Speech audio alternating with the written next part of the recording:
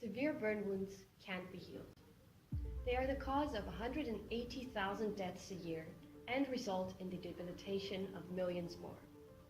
The Leiden iGEM team from 2019 would like to provide a solution to this problem. With a group of 11 motivated students, we hope to turn a protein found in squid into a wound healing gel that can help these burn victims. Succorin was discovered only recently in the strong and flexible suckering teeth of the Humboldt squid. Scientists see great promise in the protein because of its potential to mimic human skin, with properties like hydrating, wound healing, and fighting off infections.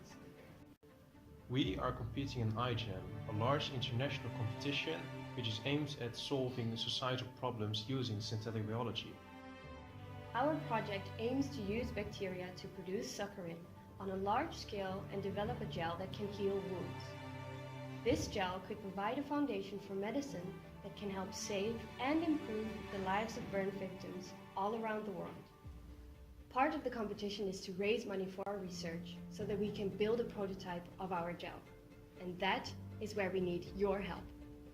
Please support our endeavors and help us to make a significant contribution to the treatment of burn victims.